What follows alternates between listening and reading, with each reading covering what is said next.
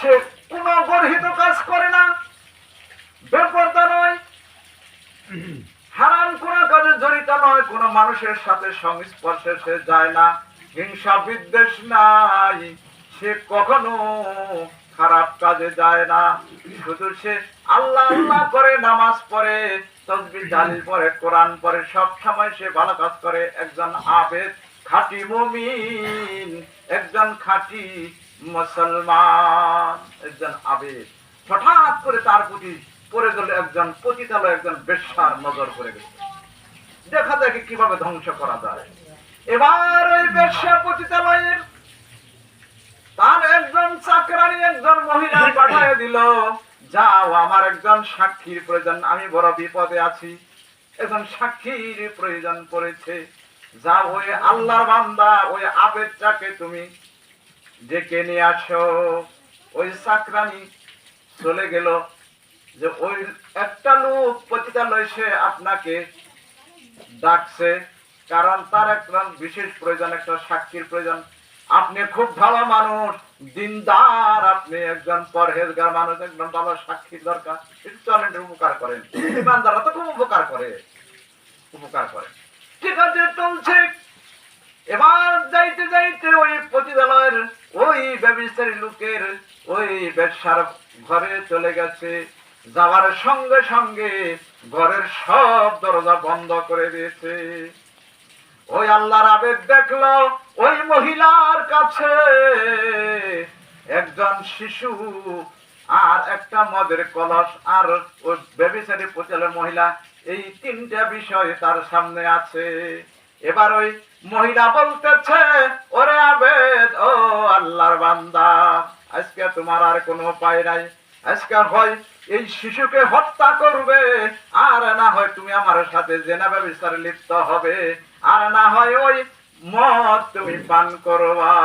তাড়াতাড়ি সিদ্ধান্ত নাও, তুমি কোনটায় রাজি আছো, তাড়াতাড়ি সিদ্ধান্ত নাও। এবার চিন্তা করছে, আমি কি করি, যদি এই ছেলেটাকে হত্যা করি তাহলে জঘন্যতম একটা পাপ হয়ে যাবে, অসম্ভব, এটা আমার দ্বারা সম্ভব হয়, কি করা যায়। এবার চিন্তা করলো, যদি আমি ব্যভিচারে লিপ্ত হই, ব্যভিচারে লিপ্ত হলে সঙ্গে স্যার গলা পান্তা গেড়ে পাথর মেরে তার জীবনকে বের করে দিতে হবে, এটাও আমার দ্বারা সম্ভব নয়, এটাও সম্ভব। এবার ছোট্ট একটা সুযোগ আছে, তাহলে একটু মদ পান করি, তাহলে সহজে আমি বেঁচে যাব, এটাই ভালো হবে। এবার সে কি করলো, মদ পান করলো। একটু মদ খাওয়ার পরেই তার মস্তিষ্ক বিকৃত হয়ে গেছে, খালি বলতেছে, দাও আরো মদ, দাও আরো মদ, দাও আরো মদের মুখে সে বেহুশ হয়ে গেল।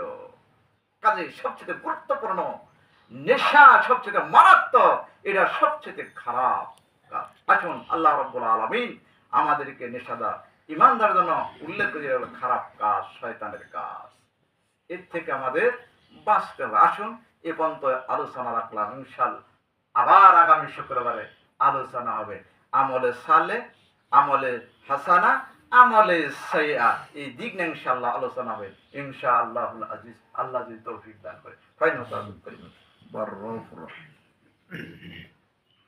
اللهم صل على محمد وعلى آل محمد كما صليت على إبراهيم وعلى آل إبراهيم إنك حميد مجيد. اللهم بارك على محمد وعلى آل محمد كما باركت على إبراهيم وعلى آل إبراهيم إنك حميد مجيد. ربنا آتنا في الدنيا حسنة وفي الآخرة حسنة وقنا عذاب النار. রব্বুল আলামিন, তুমি আমাদের জীবনের সমস্ত গুনাহ খাতা তুমি মাফ করে দাও। আল্লাহ তুমি আমাদেরকে আমলে সালেহ বেশি বেশি করার তুমি তৌফিক দাও। আল্লাহ তুমি শয়তানি কাজ থেকে আল্লাহ তুমি হেফাজত করো, খারাপ আমল থেকে আল্লাহ তুমি হেফাজত করো।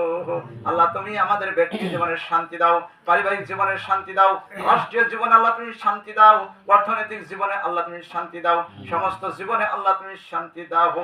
আল্লাহ যারা কবরে বাঁচি হয়ে গেছে, কবরবাসীদেরকে আল্লাহ তুমি মাফ করে দাও। যত মুমিন মুসলমান অন্ধকার কবরে শায়িত, তাদের কবরকে জান্নাতের টুকরায় পরিণত করে দাও। আল্লাহ তুমি আমাদেরকে যতদিন দুনিয়াতে রাখবা ইসলামের উপরে, আল্লাহ কোরআনের উপরে আল্লাহ তুমি কায়েম দায়েম রাখিও। আল্লাহ আমাদেরকে পর্দা রক্ষা করে চলার জন্য